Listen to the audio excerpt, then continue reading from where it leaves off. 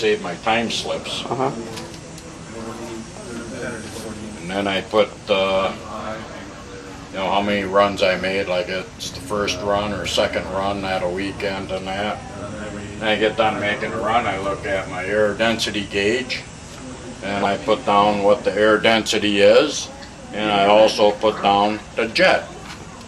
So I can look back and say, oh, well, the air was this is the jet I should run, or it ran like garbage, so I don't want to do that again, you know. And, you know, I kind of keep track of it. It all depends on the humidity, huh? Pretty much. See, the air density gauge takes all of this into consideration. Mm-hmm. You know, the altitude and the air density, or, you know, humidity, everything. You know, it's just one gauge, it does it all. Does it all, cool. And that's from Kinsler. It's not a cheap gauge, but my line of thinking, if you want to, you know, run the thing, you got this technology, why not use it? Right. And I've been amazed. I've gone to drag strip in Milan, Michigan with a guy with a junior fuel.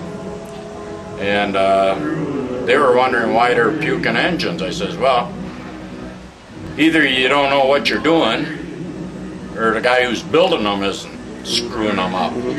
And come to find out that they had Hilborn fuel injection.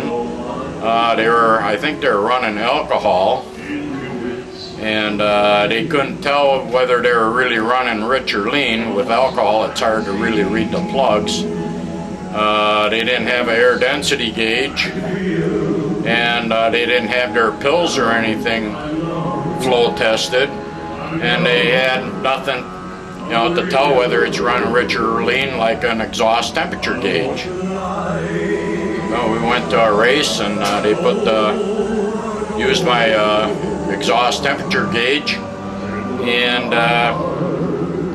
made a run, and well, we made it richer, and it ran maybe just a wee bit slower, but the engine RPMs were way down, and he ran just about the same as he did before. So he's basically saving the engine. Right, right. And I don't know how much they went with that afterwards, but, and I went around, I talked to a lot of the junior fuels, and a lot of guys really had no clue. Well, yeah, I put my hand by the exhaust, and yeah, if it comes off wet, it's rich, and this and that. You know, I mean, come on, with today's technology, you gotta come up with something better than that. You know what I'm saying? No wonder these guys are having problems. Exactly. But yeah, I thought it was interesting. There was only one that had an air density gauge, and I think the majority of them probably had their pills flow tested. So, you know, when you change a pill, you got to know that, okay, it's going to flow more or it's going to flow less. If you buy a pill that hasn't been flow tested, you don't know that. Okay. So, you know, am I really making it richer, or am I making it leaner? You don't know. Well, thanks, Phil, so much for coming on the show, and boy, it's going to be great. I'll get you a copy of this DVD. Yeah, sounds good to me. And anybody ever wants to ask you about your car, say, here, buy a DVD for $10 and you got it all. That's not a bad idea. Yeah. Of course, I've been trying to sell t-shirts, and I don't have a whole lot of luck. And most of the clocks I make, I give them away. Oh, sure. So that's, I don't know.